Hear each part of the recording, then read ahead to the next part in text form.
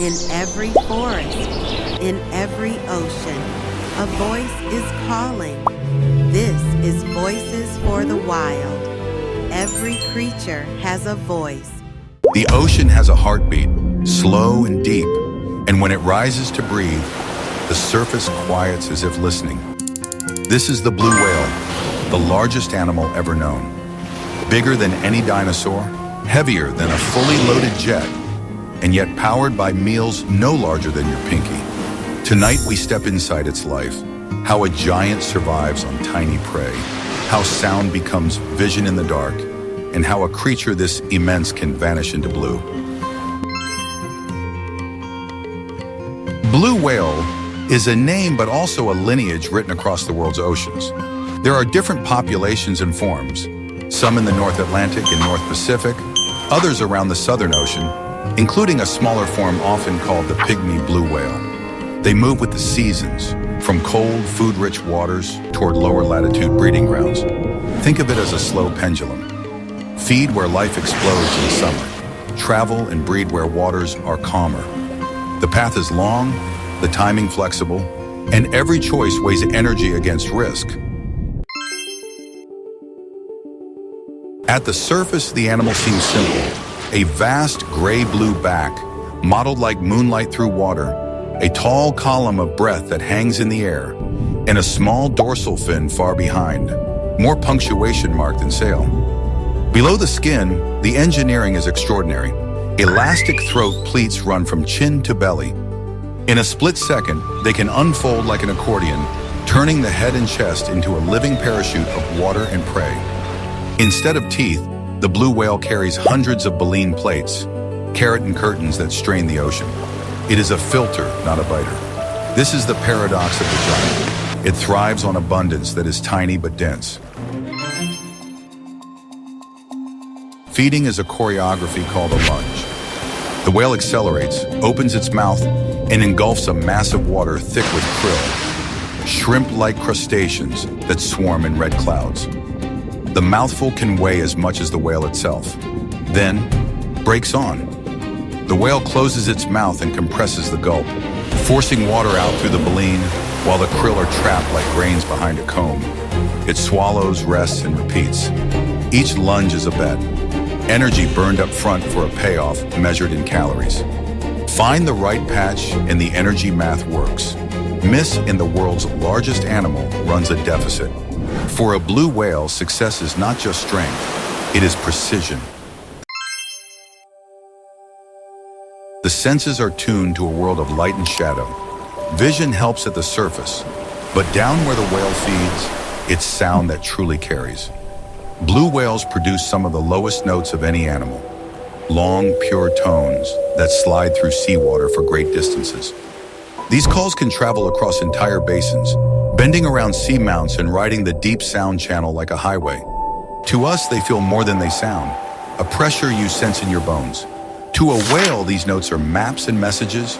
Who is out there? Where food might be gathering? Which direction to swim? In the ocean's night, sound is the lantern.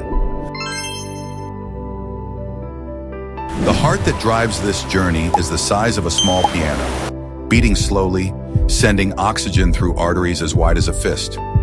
With each dive, the whale manages oxygen like a banker budgets time. Muscles store reserves, blood shifts, non-essential systems idle. It slides down, flukes steady, and lets buoyancy do its quiet work. Minutes pass, then the whale rises to breathe, breaks the skin of the sea, and exhales a tall, silver plume before taking in new air. Huge, efficient breaths that reload the system for the next dive. Life begins with a leap in scale. A blue whale calf is already enormous at birth. Longer than a car, heavier than a truck. It drinks rich milk thick as cream, nursing many times a day. Each day it gains weight measured in tens of kilograms, laying down the future in layers of blubber, muscle, and energy. The mother's investment is staggering. She has built this calf from her own stores and will feed it for months at sea, guiding it through waters where predators may wait and storms can rearrange the world overnight.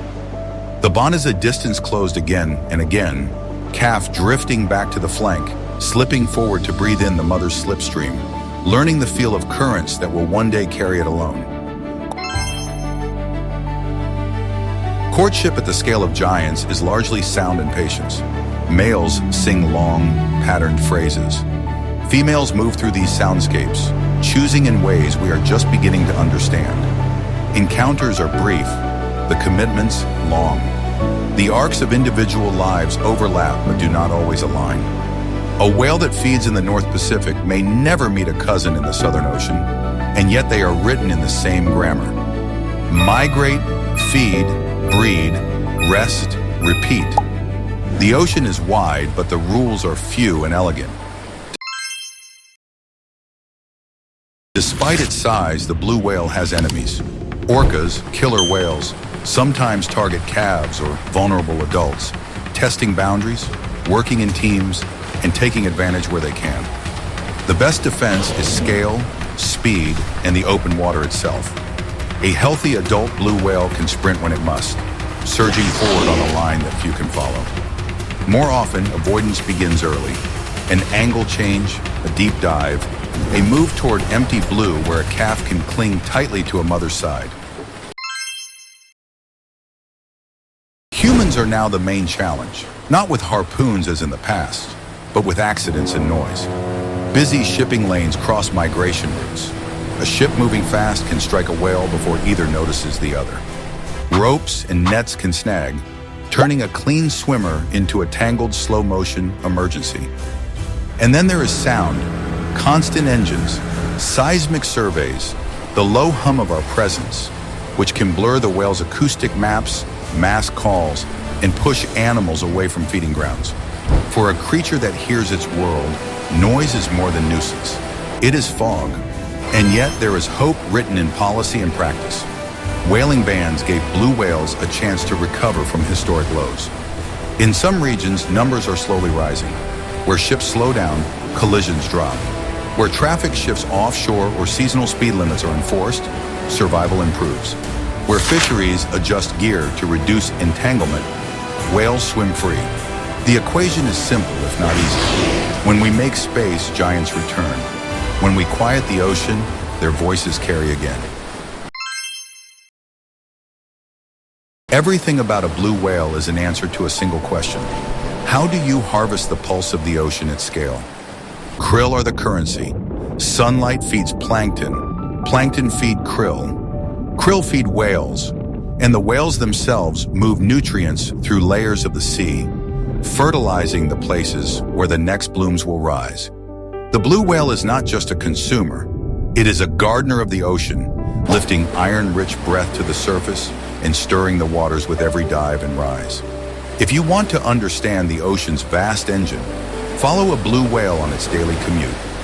When you see one, the mind grabs for comparisons. A tongue that weighs as much as a small car. A heart that could push a door. A body longer than a basketball court is wide. But numbers miss the point. What stays with you is the quiet. The way the animal surfaces without drama, breathes like a distant bellows, and sinks again, leaving only a widening circle of glass behind. No splashy acrobatics, no fin slaps for attention, just work, repeated with grace at planetary scale. A lifetime can last many decades. Scientists can read the years in a blue whale's earwax, layer by layer. Seasons of plenty, seasons of want. The record tells a story of endurance. Survive youth, learn the roots, master the timing, and the ocean opens. Fail the energy math even briefly, and the edge is sharp. There is little margin for a giant running on tiny prey. Every bloom matters. Every quiet passage matters. Every calf matters. So here is the truth of the blue whale. It is not a monster or a myth. It is a precise solution to a difficult problem, crafted by time. Build big to travel far, eat small but dense, listen across an ocean, and spend energy only where it counts. If you are lucky enough to share the surface with one, on a cold morning, breath hanging like a signal against the sky, remember that you are witnessing a conversation older than our cities. The whale rises, exhales, and writes its presence in silver. The ocean answers with stillness. Then the giant is gone again, not vanished, but folded back into blue. If this story helps you hear the ocean differently, carry that with you. Slower ships where whales travel, quieter seas where whales feed and breed, fewer ropes in the paths they swim. The biggest animal that ever lived asked for the smallest things from us: a little space, a little silence, and the freedom to follow the seasons the way giants do, on their own time, across a living, listening sea.